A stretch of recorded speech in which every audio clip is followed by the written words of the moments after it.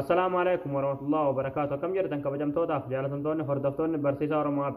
الحمد لله هنگا كوت نگايني كي هنجال الله هن كبجادا بخجرتن مرس نگاو.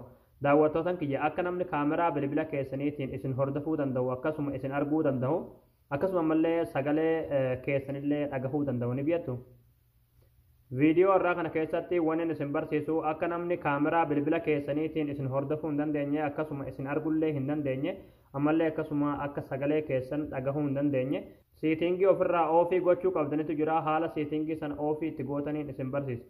Egaa daawwattootan kiyya warroonni YouTube chaanaala keenyaaf haarawwataa tan baga nagaan dhuftan jechaa barumsa dabalataa argachuudhaaf chaanaala keenya sabskiraayib godhachuun dagatinaadha.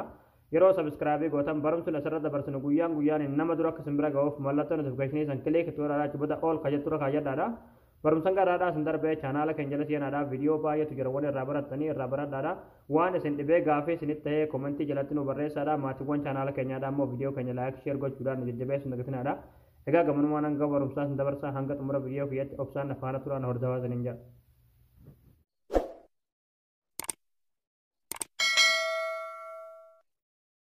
Hayyee daawwattootan kiyyaa kaameraa bilbila keessanii kinoo kanuma asirratti amma argaa jirtan kanaa jechuudha. Salphumatti jechuudha namni kaameraa ittiin isin hordofuu walitti koonneekti godhe isin hordofuu ni danda'a jechuudha. Isin galee sirriitti isin arguu ni danda'a. Sagalee keessanillee dhagahuu ni danda'a. Guutummaan guututti dhibbaan dhibbatti salphumatti namni kaameraa bilbila keessaniitiin isin hordofuu ni danda'ama jechuudha. Isin galee amma akka namni gonkumaayyuu kaameraa bilbila keessaniitiin isin hordofee gartee isin arguu hin dandeenye akkasuma sagalee keessanillee isin dhagahuu hin dandeenye haalli itti ofirraa cufuu dandeessan jechuudha.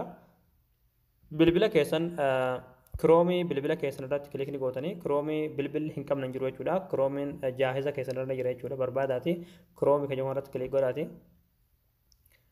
Achi booda tuqaa sana kilik godhaadha. Achi booda asirratti kan siitingis kan jedhu irratti kilik godhaadha. Achi booda gadanii dhuftanii ammallee gadanii deemtanii saayit siitingis kan jedhu irratti kilikni gootanii achi booda haala kanaan asitti isin fida. Amma wanni gochuu qabdan jechuudha. Asirratti jechuudha kaameraa kan jedhu irratti kilikni gootu. Achi booda kinoo amma asirratti oonii ta'ee jira jechuudha isin galee. Amma kana oofii gootanii jechuudha siitingii kana. Amma kan akkuma asirratti argaa jirtan bulook ta'ee jira jechuudha. Namni gonkumaayyuu isin hordofuu hin danda'u, isin arguu hin danda'u jechuudha. Ammallee of duuba yeroo tokkoof hin deebitanii maakiroofoon kan jedhu irratti kilikni gootanii ammallee kana oofii gootanii jechuudha. Kunoo ammas akkuma asirratti argaa jirtan bulook ta'ee jira jechuudha isin galee.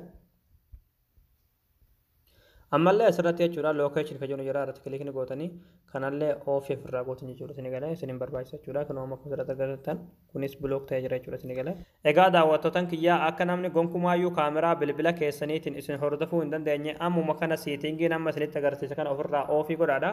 Barnoonni keenya kanarraadha asirratti raawwataa viidiyoo keenya namni baay'een argee kan irraa fayyadamu laayik sheer gochuun dagatinaadha. Barumsa birootu naga walitti deebinutti waan hordoftaniif galatooma.